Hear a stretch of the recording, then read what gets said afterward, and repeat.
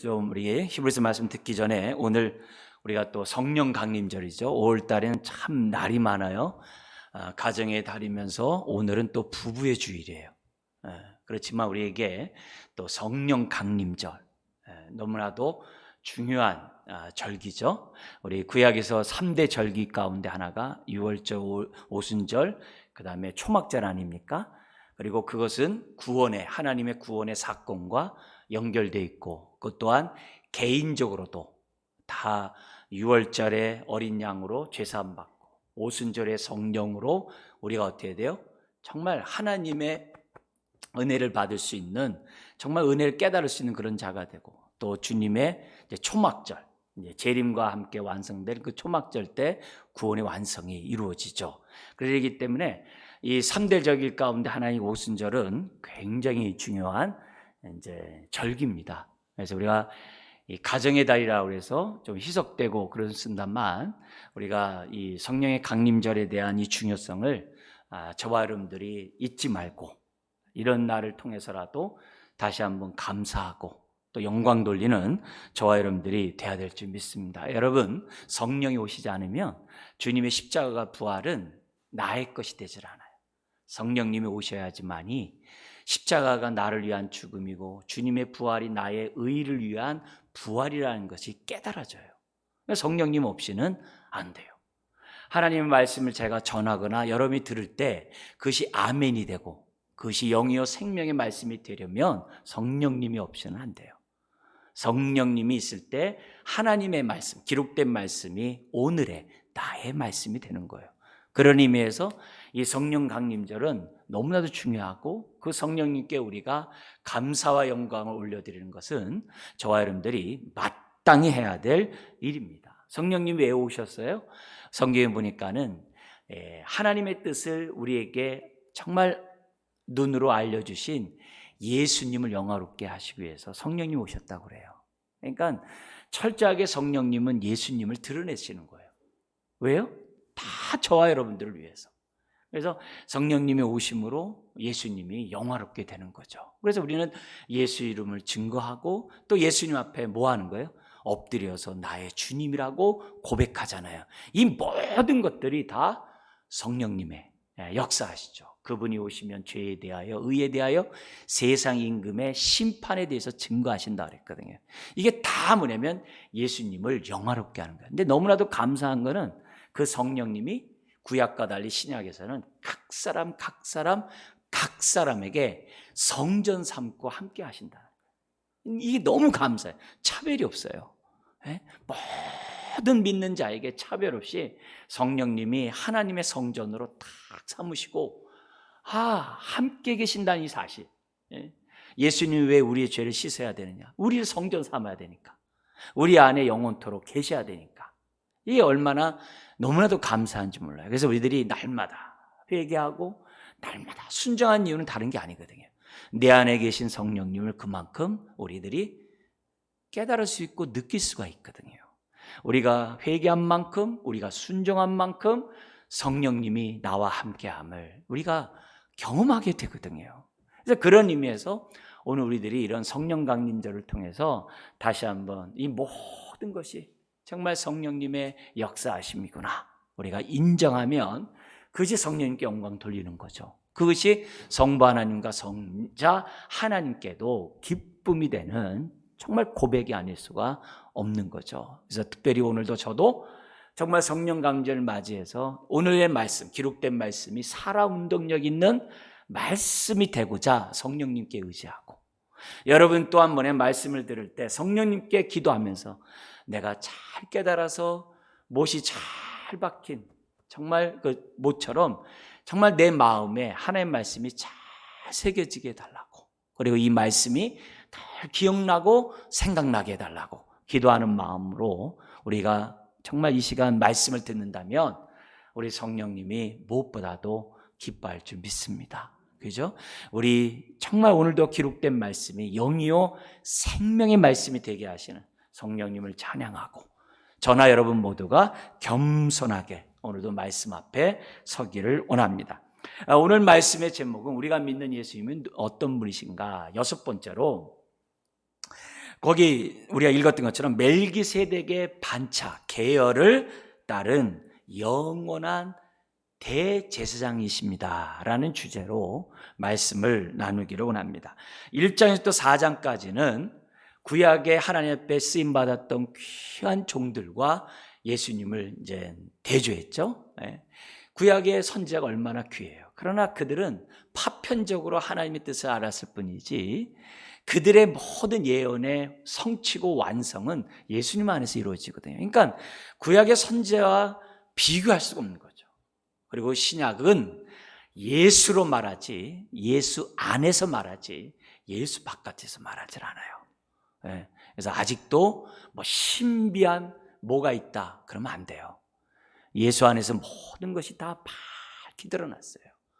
그래서 막시 목사 혼자서 신뢰한 것을 안다 그러면 그때부터 이단이 되는 거예요. 모든 것이 다 밝히 다 드러났어요. 모든 것들은 예수 그리스도 안에서 다 밝히 드러났어요. 우리 하나님께서는 신약에서는 구약엔 선지자로 말했지만 신약에서는 아들로 말씀하세요. 그분의 말씀과 그분의 인격과 그분의 삶을 통해 일거수일투를 통해서 우리에게 말씀하셨다. 감춰진 것이 아니라 밝히 드러났다. 그게 예수님이세요. 그게 진리예요. 진리가 감춰진 것이 드러남이거든요. 밝히 드러났어요. 감춘 게 없어요. 감춘 게 없어요. 그래서 뭐 어쩌다 저쩌다 그 다 속지 마세요. 우리가 기록된 성경을 통해서 우리가 주님을 알아가면 됩니다. 그죠? 그리고 뿐만 아니라 천사를 통해서 율법을 주어진 게 얼마나 귀해요. 그 천사가 하는 사역이 얼마나 귀해요. 그러나 예수님 어떤 분이세요? 우리에게 복음을 전하신 분이거든요. 비교할 수가 없는 거죠. 모세 얼마나 신실하게 하나님의 집에서 충성했어요. 그러나 하나님의 종으로 충성했지만 예수님 어떤 분이다? 아들로서 충성했대요. 아들과 종이 어떻게 비교할 수가 있겠어요? 여호수아 그는 가나안 땅에 들어가게 했지만 영원한 안식엔 들어가게 하지 못했어요. 그러나 예수님은 어떤 분이세요? 영원한 안식에 들어가게 하신 분이에요. 그러니까 비교할 수가 없는 거죠. 그렇게 얘기한 다음에 지금 5장에서부터 10장 18절까지는 굉장히 길어요. 10장 18절까지는 예수님이 구약의 대제사장 얼마나 귀해요. 아론의 반차, 아론의 계열을 따라서 대제사장이 된 사람 얼마나 존귀한 사람들이에요. 근데 그 대제사장들은 다 예수님의 모형이요 그림자예요. 실상은 예수님이에요. 그러니까 이 대제사장이신 예수님은 이 구약의 대제사장과 비교할 수가 없어요. 구약은 아론의 후손이면 돼요.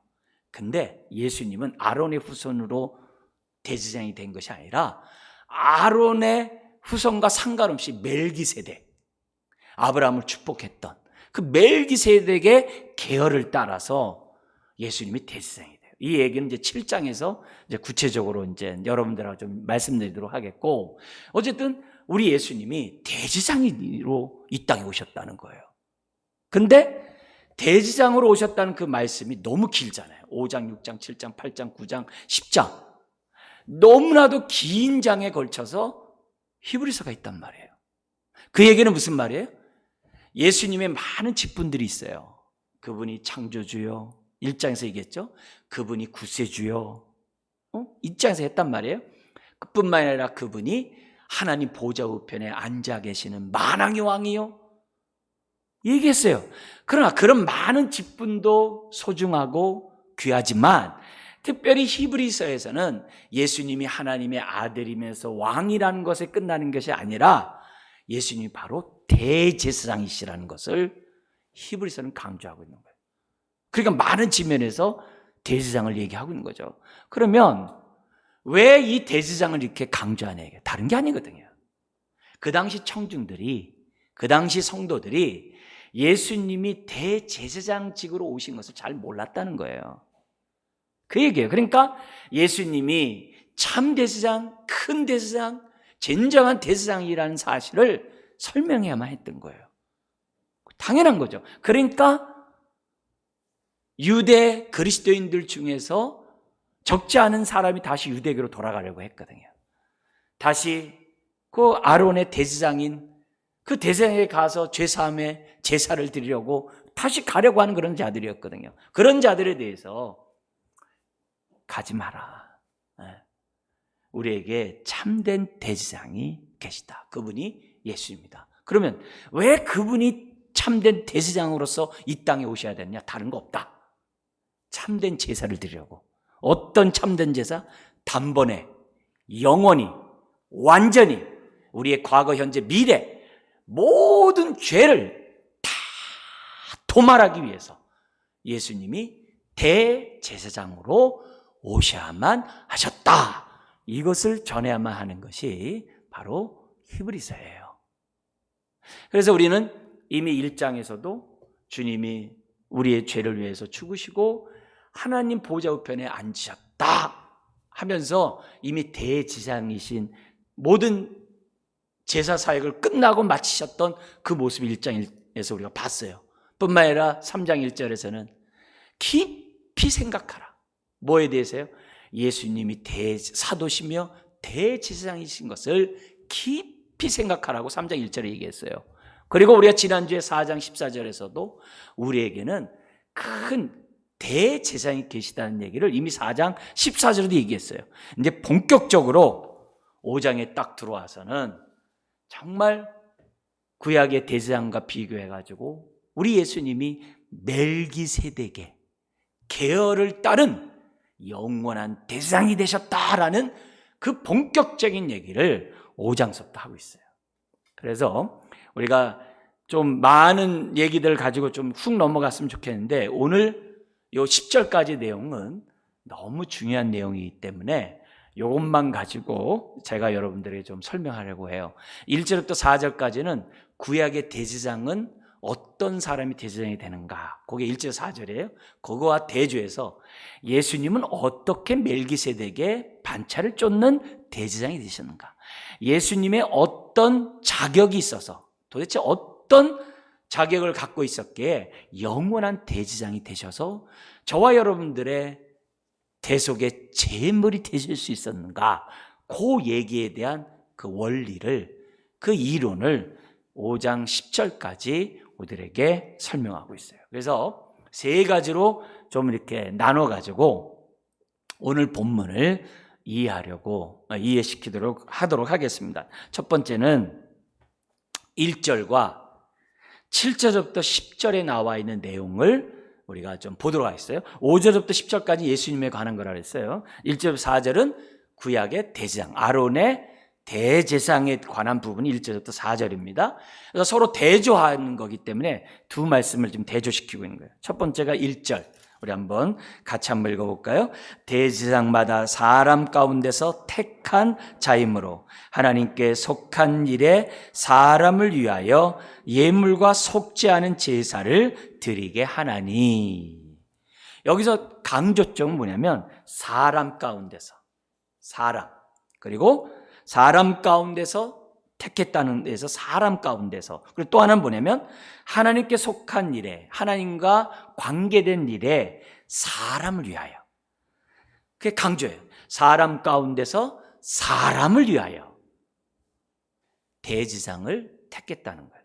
사람 가운데서 사람을 위하여 대제사장을 선택했다는 거예요. 핵심은 뭐냐면 사람이어야 한다는 거예요. 천사가 대제사장이 될 수가 없어요. 사람만이 대제사장이 되실 수가 있어요. 그러니까 아론이 사람이고 너무나 잘 알잖아요. 근데 멜기세덱의 반차를 쫓은 영원한 대제사장이 되려면 반드시 뭐가 돼야 된다고요? 사람이 돼야 돼요. 영원한 대제사장도 사람이 돼야 돼요. 그래서 어떻게 된 거예요? 예수님이 말씀이 육신이 되어 이 땅에 오셔야만 했던 거예요. 왜요? 사람이 돼야 피 흘릴 수 있어요. 사람이 돼야 저와 여러분들을 위하여 대신 죽을 수가 있어요. 천사가 대신 죽는 게 아니에요. 피 흘림이 없은 즉 사함이 없다 그랬어요. 예수님 왜 육신을 입어야 돼요? 죽으셔야 되는, 제물이 되셔야 되기 때문에 사람이 돼야 한다는 것이 첫 번째 대제사장으로서의 자격 요건이에요.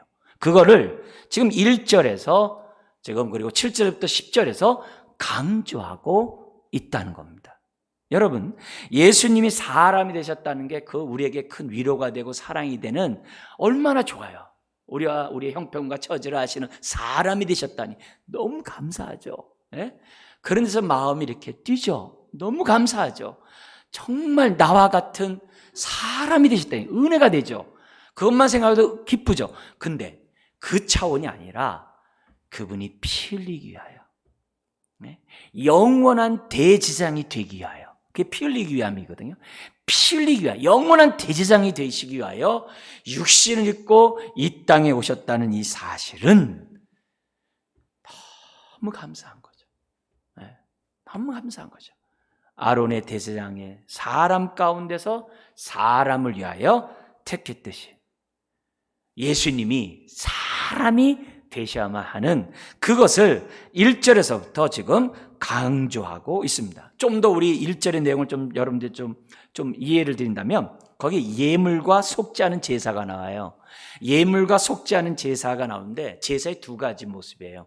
예물은 피가 없는 제사, 소제와 같은 거 있죠. 그걸 갖다 예물이란 단어를 써요.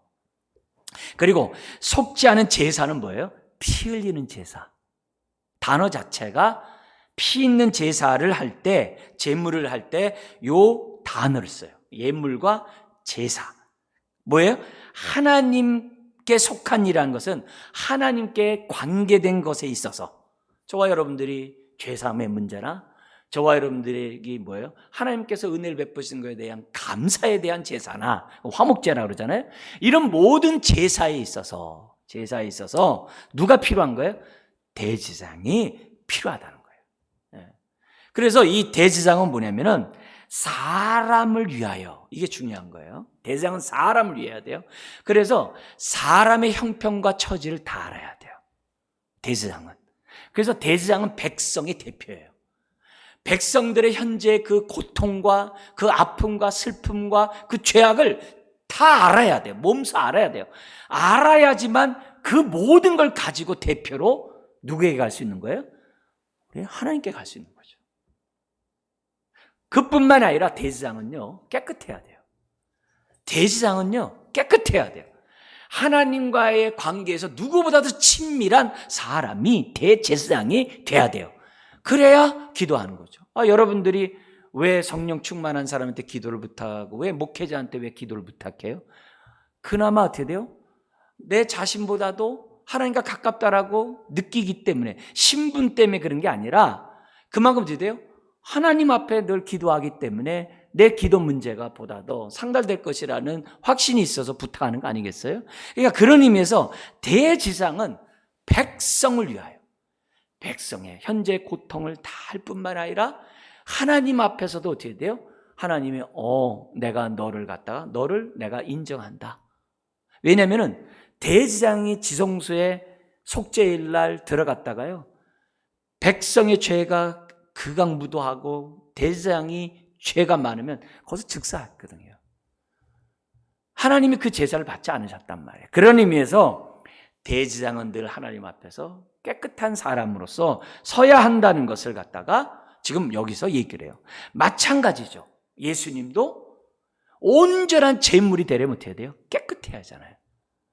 온전한 제물. 그러니까 성령으로 잉태되어서 죄가 없는 사람이 되셔야만 하는 거예요. 보통 생육법에 의해서 죄 없는 사람은 없잖아요. 바로 그 죄가 없는 인간이 되셔야만 하는 거고, 뿐만 아니라 놀라운 것은 7절부터 10절까지는 온전한 제물이 되시기 위해서 예수님이 어떻게 하셨는가? 어떻게 온전한 제물이 될 수 있는가? 그분이 고난을 통해 순종을 배워 온전케 되었다라고 기록하고 있어요. 그러니까 뭐냐면 성령으로 잉태돼서 죄가 없는 것도 할렐루야인데, 예수님 삶 자체가 어떻게 돼요? 고난을 통해 순종을 배워 온전케 됐대. 완전케 되었다는 거예요. 이게 할렐루야인 거예요. 완전케 되었기 때문에 영원한 대제사장으로서의 정말 그 자격 요건을 100% 구비하게 되었다라고. 그게 7절에서부터 10절까지예요. 우리 그 내용을 좀 더 우리가 좀 본문을 통해서 잠깐 좀 이해를 돕도록 할게요. 7절 한번 보세요. 지금 1절과 이제 7절, 10절인데 7절부터 10절까지는 한 문장이에요. 동사가 하나밖에 없어요. 동사는 뭐냐면 배웠다 이거예요. 이게 중요한 거예요. 배웠다 이게요. 예? 정말 이 배웠다는 것이 여기 뭐냐면 8절에 있어요. 고난으로 순종을 배웠다. 이게 동사예요. 그 배움으로 우리 예수님이 어떻게 돼요? 9절에 온전케, 완전케 됐다는 거예요. 성화가 됐다는 개념이 아니라 대제사장으로서의 자격 요건을 완전히 갖췄다라고 하는 그런 표현이에요. 자, 이러면서 뭐라고 되냐면 이렇게 7절 한번 보세요. 그는 육체에 계실 때, 여기 육체란 표현을 썼다는 얘기는 오늘 저와 여러분들이 겪고 있는 연약함을 우리 주님이 친히 손수 다 경험하셨다는 얘기예요. 배고픔, 슬픔, 정말 피곤함, 인간의 연약함으로써 우리가 경험하는 하여튼 그 일련의 모든 연약함, 그것에 대한 단어와 연관해서 육체에 계실 때 이렇게 얘기를 하는 거예요. 네? 정말 육체에 계실 때 연약함을 다 경험했다는 거예요. 그러면서 뭐냐면 자기를 죽음에서 능히 구원하신 이에게, 이게 할렐루야인 거죠. 여러분, 하나님 앞에 기도할 때 믿음으로 기도해야 되는데 하나님에 대한 믿음 가운데 어떤 믿음을 가져야 되냐면 능히 구원하시리. 우리 하나님은 능히 구원하실 하나님이라는 확신을 가지고 나의 문제를 놓고 기도하셔야 돼요. 내 기도 들어줄까? 내 기도 들어줄 능력이 있을까? 그렇게 하면 안 돼요. 기도는 정말 하나님 앞에 우리 하나님은 능히 구원하실 분이라는 그 사실을 확신하는 가운데 기도하는데 예수님은 어떤 기도를 했냐? 자기를 죽음에서 능히 구원하실 하나님께 기도했대요. 그래서 자기를 죽음에서, 예수님이 자기를 죽음에서가 뭐가 있겠어요? 죽음에 대한 공포가 있겠죠. 또 그뿐만 아니라 내가 죽음에서 끝나버리면 어떡하냐 이게 썩는 거로. 그러면 안 되잖아요. 그러니까 어떻게 돼요? 십자가를 기꺼이 지실 뿐만 아니라 동시에 어떻게 돼요? 다시 부활하도록, 죽음에서 썩어서 끝나버린 것이 아니라 다시 부활하게 하실 그 하나님 앞에 우리 주님이 뭐예요? 기도했다 이게.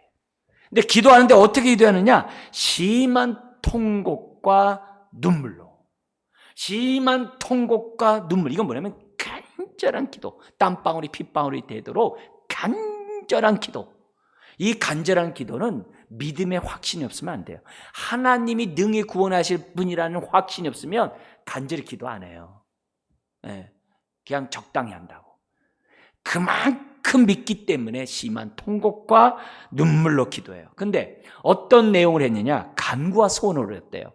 간구는 우리 일상에, 우리의 삶에 필요한 것을 구하는 것을 간구라고 그래요.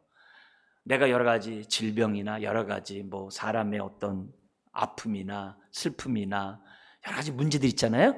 우리가 겪고 있는 많은 필요를 갖다가 구하는 것을 갖다 간구라고 그래요. 근데 여기 소원이 나와요. 이 소원이 뭐냐면 탄식이에요. 다른 말은 탄원이야, 탄원. 우리나라에도 신문고가 있어요. 그 신문고처럼 뭐냐면 그 당시 예수님 당시에도 로마에 신문고가 있어요. 로마에. 예를 들면은 유대 나라에 있는 총독이 너무나도 법정을 행하고 너무나도 악을 행하면요, 원로들이 저 로마 황제 앞에 가가지고 거지 옷차림 입고서 뭐냐면 올리브 나무를 흔들면서 막 탄원하잖아요. 그러면 총독이 감옥에 들어가요. 그 로마 시대에 있었어요. 지금 그 탄원, 그 단어가 여기에 소원이라는 단어예요. 그러면 예수님의 입장에서 볼 때는 필요와 탄원이 뭐가 있겠어요? 어떤 탄원이 있겠어요? 어떤 탄원이 있겠어요? 우리는 그 탄원을 어디서 먼저 봤냐면 마리아 마르다의 우리 동생이 나사로가 죽었어요. 그죠? 죽었는데 벌써 3일이면 썩어요. 4일이면요 이미 그거는 정말 이건 썩기 시작해요. 4일이면요 벌써 냄새가 나요.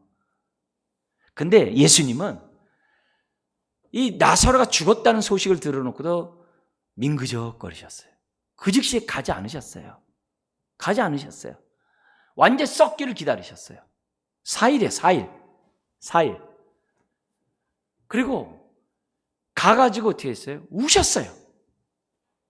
그 무덤 앞에 우셨단 말이에요. 그러면 왜 우셨을까요? 죽어서 슬퍼서 우셨을까요? 단지 그것만일까요? 그건 지역적인 거죠. 뭐냐면 사단의 권세 아래서 정말 이 죽음 가운데 살아가는 그 모습을 보고서 우리 주님이 뭐예요? 그게 탄식한 거거든요. 똑같은 얘기예요. 예수님이 뭘 주님 앞, 하나님 앞에서 탄식하겠어요? 저와 여러분들이 죄와 사망의 권세에서 우리가 해방되었음에도 불구하고 여전히 죽기를 무서워하고 죽음의 공포 속에서 과연 부활이 있을까? 불안한 속에서 살아가는 많은 사람들이 있거든요. 예? 막 코로나 그러면 백신 맞으면 죽으면 어떡해요? 막 두렵잖아요. 안 맞는다는 거죠. 예? 예를 들어서 죽으면 주님 품에 가는데 이런 생각보다도 죽음에 대한 공포와 두려움 속에 어찌할 줄 모르는 거예요. 그런 모습에서 어떻게 돼요? 주님은 탄식하지 않을 수가 없는 거죠. 그래도 믿는 저와 여러분들은 부활에 대한 소망이 있기 때문에 죽기를 무서워하지 아니하고 할렐루야예요. 그러나 믿지 않는 많은 사람들은 여전히 어떻게 돼요? 죄와 사망의 권세 아래 종로를 타면서 지금도 고통 가운데 살아가고 있거든요. 수많은 질병과 수많은 고통 가운데 사람이 살아가고 있거든요. 그런 인생들을 보고 우리 주님 뭐 하는 거예요? 탄원하는 거죠. 하나님, 빨리 이 문제가 해결되게 해주세요. 이 문제가 종식되게 해주세요. 그러니까 뭐 어떻게 돼요? 주님이 부활하셔야만 했던 거고, 또한 주님이 어떻게 돼요? 성령님을 보셔야만 했던 거고, 또한 뭐 해야 돼요? 주님의 재림이 반드시 있어야만 하는 거예요. 와요? 완전히 사단의 그러한 모든 것들을 도말하고 지옥불에 던지기 위해서 이 모든 것들이 필요한 거예요. 그 과정에는 어떻게 돼요? 그 안에서 고통당하고 있는 저와 여러분들을 보시고 우리 안에 뭐 해야 돼요? 소원을 아뢰는 거죠. 탄원을 아뢰는 거죠. 이게 너무나도 감사한 이런 부분이죠. 사탄의 폭정에 고통당하는 그 인류들을 빨리 속히 구원해달라고, 그를 감옥에 쳐넣어달라고, 지옥불에 쳐넣게달라고 하는 그런 소원, 그 탄원을 우리 하나님은 간구하셨다는 거예요. 우리들의 억울한 일을 해결해달라고 하나님 앞에 울부짖은 것이 소원이라고 그러는 거예요. 단순히 우리 한글에 나오는 그 부드러운 소원 이런 단어가 아니라 탄원에 대한 얘기예요. 아주 그냥 탄원에 관한 거예요. 그래서 사단의 폭정이 끝나도록 하는 그 얘기를, 그걸 갖다 어떻게 돼요? 올렸다, 이게. 제사를 드릴 때 사용하는 단어예요. 올렸다, 제물을 드렸다. 기도의 제물을 하나님 앞에 올려드렸다. 그런데 그의 경건하심으로 말미암아, 이 경건이 아니라 경외예요. 경외하심으로 말미암아 하나님이 어떻게 돼요? 들으심 얻었느니라. 이 듣다라는 얘기도 건성 듣다라는 게 아니라 귀 속으로 쏙 들어오게 들었다는 단어를 썼어요. 단어도 참 재밌는 단어를 쓴 거예요. 우리 하나님은 건성으로 듣지 않으세요. 누구의 기도를요? 하나님을 경외하면서 기도하는 자들. 경외하면서 기도하는 자들의 기도를 건성으로 듣지 않으세요. 그리고 이 경외라는 이 단어, 여기 쓰여진 단어도 뭐냐면 말씀을 붙잡다라는 단어가 쓰여졌어요. 그것도 꽉 붙잡다라는 단어를 경외해서. 그렇죠. 하나님을 경외하는 자가 말씀을 꽉 잡죠. 하나님을 경외하지 않는 자가 어떻게 말씀을 꽉 잡아요? 말도 안 되죠. 하나님을 경외하는 자는 하나님의 말씀을 아멘으로 받는 사람이죠. 그리고 그 아멘으로 받은 말씀에 따라 하나님 앞에 부르짖는 사람을 갖다 경외하는 자라고 그러거든요. 하나님 이 말씀이 이루어 주옵소서. 그런 자에게 하나님이 어떻게 돼요? 들으셨다.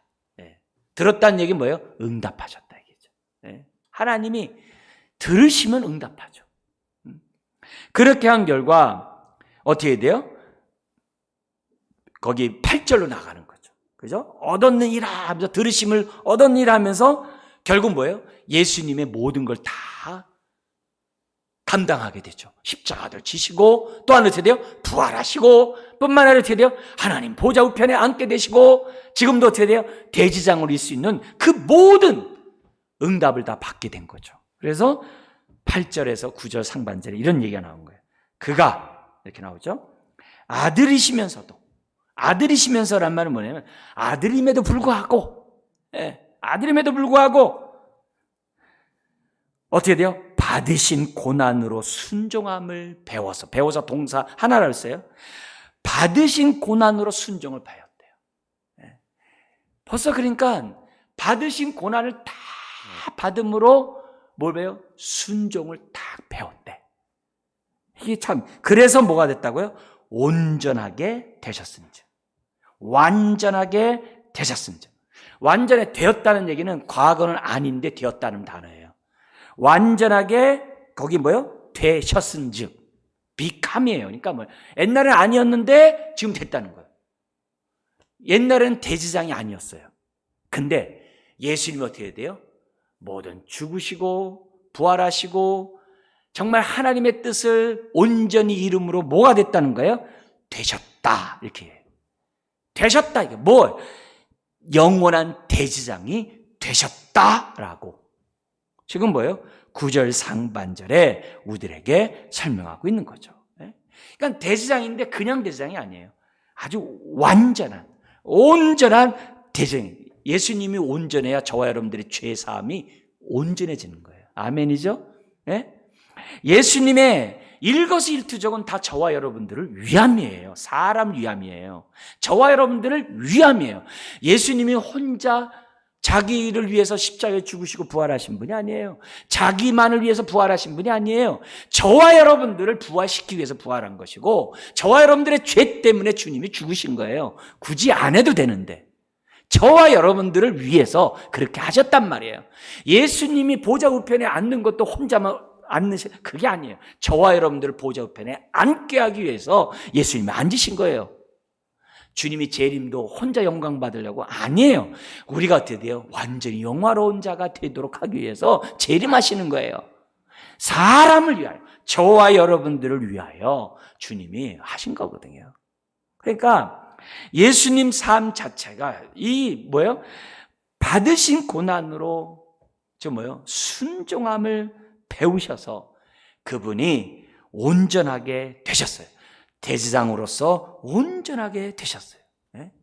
히브리서 5장 7절에서는 여기 기도하잖아요. 능하신 하나님 앞에 기도해요. 기도한 다음에는 뭐가 돼요? 자신이 이제는 어떻게 돼요? 대지장이 되어서 이제 뭐 하는 거예요? 저와 여러분들을 구원할 수 있는 원인이 되는 거예요. 근원이 되는 거예요. 그래서 9절 하반절에 이렇게 돼 있어요. 자기에게 순종하는 모든 자에게, 믿는 자라고 안 그러고 순종한다고 그래요. 뭐냐면 이런 말씀을 아멘으로 믿고 따른다라고 해서 모든 믿는 자는 반드시 순종이 나오잖아요. 그래서 순종하는 자에게 영원한 구원의 원인이 되신다라고 기록하고 있어요. 예수님이 대제사장이 되셔야지만 저와 여러분들이 예수를 믿을 때 그 믿는 사람이 구원을 받을 수 있다 이 말이에요. 영원한 구원의 근원이 되실 수 있다. 할렐루야죠. 기독교 역사상에서는요, 예수님의 하나님 되심, 신성과 예수님의 인간 되심의 이 인성에 대해서 사람들이 자꾸 오해를 하니까 아예 종교회의에서 이렇게 인정을 해요. 결의를 해요. 이런 부분에 다시 뭐라고 하지 말아라. 이렇게.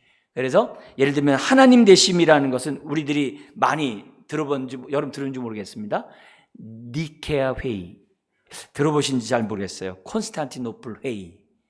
이게 있어요. 이 세계사 시간에 하는 얘기예요. 거기서 보면 신성이 인정됐다가 콘스탄티노플 그 회의에서 확인이 돼요. 근데 인간됨에 대한 이 부분이 사람들이 자꾸 헷갈리는 거예요. 어떻게 하나님이 인간이 돼? 죄만이 인간이 돼? 이해가 안 되는 그런 사회 속에서 인간이 되셔야지만 대제사장이 될 수 있고 구원의 근원이 될 수 있다. 이런 말씀들을 이해시켜야 되니까 회의를 딱 해요. 그 회의를 한 것이 431년에 에베소 회의예요. 에베소에서 회의를 했다 해서 에베소 회의예요. 431년. 그때 인성이 결정이 돼요. 그래서 성도들에게 더 이상 이 문제에 대해서 논하지 말라 이렇게 하거든요. 지금 그 얘기의 근거가 오늘 본문이에요. 오늘 7절부터 10절에 나온 내용이 그 회의의 그 본문이에요. 그러니까 오늘 우리들이 예수님이 왜 인간이 되셔야만 하는가를 우리가 뭐예요? 단순히 죽으시기 위하여 이렇게만 하는 게 아니라 좀 더 깊게 그분이 대제사장, 완전한 대제사장이 되셔서 자기를 믿는 자들에게 구원의 근원이 되시려고 그분이 육신을 입고 이 땅에 오셔야만 했다. 이렇게 좀 얘기할 수 있는 저와 여러분들이 되어야 하는 거죠. 그러자 10절에 한번 읽어볼까요? 하나님께서 멜기세덱의 반차를 따른 대제사장이라 칭하심을 받으셨느니라. 그래서 하나님이 칭하신 것으로, 칭한다는 얘기는 공적으로 선포한다는 거예요. 하나님이 공적으로 나는 이 예수 그리스도 내 아들을 영원한 멜기세덱의 반차를 쫓는 대제사장으로 내가 명한다 라고 지금 뭐예요? 선포하는 거예요. 여러분, 예수님이 영원한 대제사장이 되지 않으면 저와 여러분들은요 불안해서 못 살아요. 예수님이 영원한 대제사장이 되셔야 예수님의 십자가의 죽음이, 우리의 죄를 위한 그 죽음이 영원한 것이 되는 거예요. 그래서 십자가를 믿는 자들이 영원히 죄산 받는 거예요. 영원한 대제사장이 되지 않으면 우린 불안해요. 2022년에 끝난다 그러면 큰일 나는 거예요. 자, 예수님이 왜 사람이 되셔야 되는가가 첫 번째예요. 그죠? 구약의 대제사장과 비교하면서 우리가 알아야 될 첫 번째, 그분이 사람이 되셔서 어떤, 결국 뭐예요?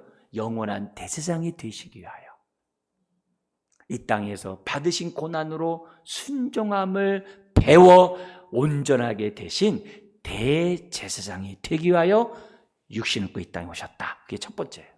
두 번째가 2절, 3절, 7절, 8절이 있는데요. 2절, 3절 한번 볼게요. 여기 이렇게 됐습니다. 2절, 3절 같이 한번 읽어볼까요? 그가 무식하고 미혹된 자를 능히 용납할 수 있는 것은 자기도 연약함에 휩싸여 있음이라. 그러므로 백성을 위하여 속죄제를 드림과 같이 또한 자기를 위하여도 드리는 것이 마땅하니라. 구약의 대제사장이 얼마나 정말 귀한 자예요. 그렇지만 그는 대제사장으로서 화려한 옷을 입었어요. 화려한, 정말 엄청난 대제사장의 그 옷을 입었어요. 그러나 그는 그 옷만 입은 게 아니라 연약함에 휩싸여 있어요. 연약함의 옷도 입었어요. 인간이란 말이에요. 근데 그 연약함인데도 불구하고 또 뭐예요? 또 뭐가 있냐면 그는 죄인이라는 거예요. 그래서 3절에 백성의 죄를 가지고 내가 지성소로 가야 되는데 지성소로 가기 전에 먼저 자기 죄를 위한 제사를 드리고 나서 백성의 죄를 가지고 지성소에 들어갔다는 거예요. 죄인이라 이거예요. 그럼 반대로 예수님은 어떤 분이라는 거예요? 예수님도 또한 연약함에 휩싸여 있죠. 연약함에 휩싸여 있죠. 그렇지만 뭐는 아니라는 거예요? 이제 죄인은 아니다라는 거예요. 다시 한번요. 구약의 대제사장은 연약함에 휩싸여 있고 죄인이에요. 근데 예수님 어떤 분이에요? 연약함에 휩싸여 있지만 뭐가 없어요? 죄가 없어요.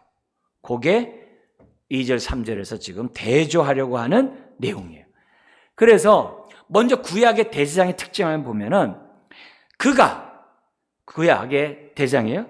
무식하고 미혹된 자를, 이건 뭐냐면 죄인에 대한 다른 표현이에요. 무식하다는 얘기는 이 표현이 참 무식하게 표현돼서 그런데 알지 못하다라는 단어거든요. 그리고 미혹된다는 얘기는 길을 잃다라는 뜻이에요. 이거는 뭐냐면 말씀을 떠난 인생, 하나님을 떠난 인생에 대한 완곡하게 이렇게 표현한 그런 내용이에요. 자, 그런 무식하고 미혹된 자를 능히 용납할 수 있는 것은 용납. 대제사장이 용납해야 돼요. 용납할 수 있는 것은 자기도 그렇거든요. 자기도 성도들과 다를 바 없이 자기도 죄인이고 연약하거든요. 자기도 무식하고 자기도 어떻게 돼요? 미혹된 삶을 살아가고 있으니까 뭐 하는 거예요? 용납이 되는 거예요. 용납이라는 단어가 감정을 절제하다는 거예요. 여기에서 있잖아요. 목회자들이나 성도들은요. 어떤 교훈을 얻어야 되냐면 이 용납이 뭐냐면 감정의 절제거든요.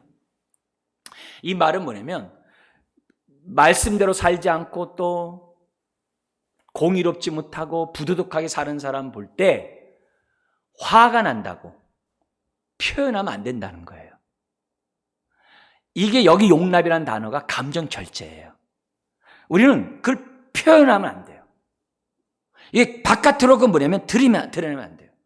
그러니까 저나 여러분 모두가 뭐냐면은 너무 몰입해가지고 연약한 자들과 너무 몰입해서도 안 되고, 반대로 뭐예요? 너무 무관심해도 안 되고, 심지어 또 뭐돼? 너무 지나치게 격노해서도 안 돼요. 그게 주님을 아는 사람들의 마음의 절제예요. 감정의 절제예요. 여러분, 이거 저와 여러분들이 신앙생활을 잘해야 돼요. 초대교회 때 스토아 학파들은요, 이런 문제가 있으면요 무관심했어요. 그러면 안 되는 거예요. 그런 아픔이 있을 때 우리가 공감을 해야 돼요. 공감을 해야 돼요. 그러나 공감하는데 뭐예요? 지나치게 내가 격노하고 이렇게 하는 것은 성도의 자세가 아니에요. 대지장은 더 말할 것도 없죠. 목사인 제가 강대서에서 욕해보세요. 여러분 신앙생활 한다고 그냥 싸붙여보세요. 여러분 신앙생활 제대로 할 수 있겠어요? 그러지 말라는 게 이 용납이란 단어예요. 감정을 절제하라는 거예요. 그러면서 뭐냐면, 그러나 백성을 위하여 속죄제를 자기가 어떻게 돼요? 드려야 돼요. 자, 그러면 예수님은 연약하지만 용납 안 해요. 용납 안 하고 예수님은 뭐 하세요? 죄가 없기 때문에 공감하시는 거예요. 그게 4장 15절이에요. 공감. 인간은 용납해야 돼요. 도끼는 객기니까. 그러나 예수님은 죄가 없으세요. 그러니까 뭐 해야 돼요? 공감. 연약함에 대해서 다 주님이 마음 아파하시는 거예요. 공감하시는 거죠. 네? 그런 차이가 죄가 있느냐 없느냐의 차이예요. 그러나 구약의 대제사장과 달리 또한 어떻게 돼요? 예수님은 뭐 해야 돼요?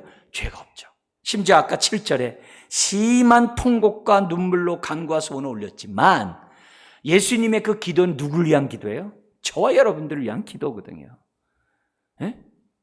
죄가 있어서 심한 통곡과 눈물을 흘리신 분이 아니에요. 저와 여러분들을 위해서 심한 통곡과 눈물을 흘리신 분이에요. 예수님의 일거수일투족은 다 뭐예요? 저와 여러분들을 위한 거예요. 네? 그분은 받으신 고난을 통해 순종을 배웠지만 죄인의 상태에서 순종을 배운 게 아니에요. 죄가 없음에도 불구하고 순종을 배우셨어요. 왜요? 저와 여러분들을 구원하기 위한 대제사장이 되기 위하여. 그게 두 번째 차이예요. 세 번째, 구약의 대제사장과 예수님의 어떤 차이가 있느냐? 4절, 5절, 6절에 있어요. 거기 세 번째가 뭐냐면 이렇게 돼 있어요. 4절, 구약의 대제사장이에요. 이 존귀는 아무도 스스로 취하지 못하고 오직 아론과 같이 하나님의 부르심을 받은 자라야 할 것이니라. 예수님과 구약의 대제사장이라 같은 게 있어요. 똑같이 하나님으로부터 부름을 받아야 돼요. 똑같이 부름을 받아야 돼요. 택함을 받아야 돼요. 스스로 대제사장이 되면 안 돼요. 구약이나 예수님이나. 근데 구약에 보면 스스로 대제사장 노릇한 자들이 있었죠. 네? 자기가 제사장이 아님에도 불구하고 제사장 노릇한 자들이 있었죠. 누가 제일 먼저 떠올라요? 사울 왕. 사무엘이 있음에도 불구하고 자기가 어떻게 돼요? 제사를 드림으로 어떻게 돼요? 하나님은 뭐 해야 돼요? 제사보다 순종이 낫다고 하면서 사울 왕을 폐위시킵니다. 이게 그만큼 무서운 게 스스로 제사장 노릇하는 거거든요. 그것만이에요? 출애굽했을 때 보면 민수기 16장에 보면요, 고라 자손들, 똑같은 레위 지파인데 고라 자손들이 모세, 너만 하나님 음성 듣고 너만 하나님 사랑받고 너만 그러냐? 우리도 하나님 음성 듣고 하나님께 예배할 수 있다 그랬다가 어떻게 돼요? 다 죽었어요. 네? 고라의 그 자손들 추정한 자들 250명이 그날 다 죽었어요. 제사장은 스스로 취하면 안 되는 거예요. 네? 스스로 취하면 안 되는 거예요. 그 얘기를 지금 하고 있어요. 우시야 왕도 유명하잖아요. 자기가 왕이면서 제사장 노릇했다 어떻게 돼요? 문둥병 걸려가지고 그냥 죽었어요. 아무도 함부로 못하게 해요. 북이스라엘이 왜 이렇게 속히 망하고 없어졌어요? 여로보암 왕이 제사장, 아론의 계통의 제사장을 세워야 되는데 지 멋대로 제사장을 세우는 바람에 북이스라엘이 빨리 멸망했어요. 근데 예수님 당시의 대제사장도요, 아론의 반차 계열을 쫓은 대제사장을 세우지 않았어요. 정치적인 사람을 세워서. 그러니까 그 예루살렘 성전은 무너져야 되는 거예요. 그만큼 제사장은 어찌 돼요? 스스로 자기가 제사장이 되면 안 돼요. 목사를 자기가 오늘 나 목사할게 하고 자기 스스로 목사하면 되겠어요? 하나님의 부르심 속에서 목사가 돼야죠. 그렇잖아요. 그죠? 그러니까 하나님의 부르심을 받았다는 얘기는 다 똑같아요. 5절 6절에서도 마찬가지예요. 예수님 스스로도 뭐냐면 예수님도 스스로 영광을 취하지 않으셨어요. 스스로 나 대제사장 될게요. 그러지 않으셨어요. 하나님이 임명하셨어요. 그게 5절 6절이에요. 근데 6절에 이렇게 얘기합니다. 내가 영원히 멜기세덱의 반차를 따르는 제사장이라. 시편 110편 4절이에요. 하나님이 임명하셨어요. 근데 이거 임명하기 전에 뭐부터 하셨냐면 시편 2편에 7절에 5절에 너는 내 아들이니 내가 오늘 너를 낳았다 그래요. 예수님을 갖다 먼저 여기 너를 낳았다는 얘기는 왕으로서 내가 너를 세웠다 이 말이에요. 우리 예수님이 대제사장이 되시기 전에 이미 뭐예요? 하나님의 아들이신 예수님을 왕으로 먼저 세우는 게 먼저 2절에 있는 거예요. 왕이 되게 하신 것도 하나님이요. 대제사장이 되게 하신 것도 뭐예요? 하나님이시라는 것을 지금 강조하고 있는 거예요. 예수님 스스로 되지 않았다는 거예요. 그리고 대제사장으로서 완벽하기 위해서 받으신 고난으로 순종을 배워서 완벽한 완전한 대제사장이 되신 거예요. 저와 여러분들 위하여. 그게 구약의 대제사장과 같으면서 다른 예수님의 대제사장됨에 대한 내용이에요. 구약의 대제사장은 그냥 인간의 아론의 후손이 인간에 불과해요. 그러나 예수님은 단순한 인간이 아니라 왕이며 대제사장이세요. 하나님 앞에 정말 멜기세덱의 반차를 쫓은 대제사장으로서 정말 부름을 받았다는 사실을 강조하고 있습니다. 자, 그렇다면 오늘 이 말씀을 통해서 우리가 기억해야 될 것이 뭐예요? 왜 예수님이 멜기세덱의 반차를 쫓은 영원한 대제사장이 되야 되는가? 다른 거 아니에요. 저와 여러분들의 죄를 단번에 영원히 완전히 도말하고 뿐만 아니라 우리들의 모든 슬픔과 고통을 어떻게 돼요? 공감하시고 공감. 시험은 다 받으셨기 때문에 능히 도우신다 그랬잖아요. 시험 당하는 자들을. 그러나 시험 당하는 자 능히 돕되 죄가 없기 때문에 용납하는 게 아니라 공감하세요. 그래서 감사해요. 그래서 우리는 주님 앞에 얘기할 때마다 위로를 받아요. 그냥 주님 생각하면 위로를 받아요. 왜요? 나를 공감하시는 대제사장이시니까. 지금도 보좌 우편에서 우리를 위해 기도하신다고 7장 25절에 얘기하거든요. 우리를 위해 대제사장으로서 지금 기도하고 있거든요. 그러니까 너무 슬퍼하지 마세요. 너무 힘들어하지 마시고 너무 괴로워하지 마세요. 너무 소망 없이 하지 마세요. 왜냐하면 우리에게는 영원한 대제사장이신 예수님이 계시잖아요. 우리 그분을 다시 한번 생각하고 오늘도 이 고통 속에서도 다 일어서셔서 정말 주님 한 분만으로 의지하면서 승리하며 살아가시게 주여를 축원합니다. 기도하겠습니다. 하나님 아버지, 우리의 연약함을 동정하시니 감사합니다. 오늘도 때를 따라 돕는 은혜를 얻게 하여 주 앞에 나오는 자들마다 응답하여 주시니 감사합니다. 오늘도 우리가 이처럼 예배할 수 있는 것은 보좌 우편에 앉아 계신 대제사장이신 예수님 때문이고 오늘도 우리 주님이 우리에게 보내주신 성령 때문인 것을 고백합니다. 성령님 잘 깨닫게 하시고 잘 믿게 하시고 잘 순종하는 가운데 하나님의 복의 통로들 다 되게 하여 주옵소서. 예수님의 이름으로 기도드리옵나이다. 아멘. 찬송가 96장 부르시면서 봉헌하시겠습니다.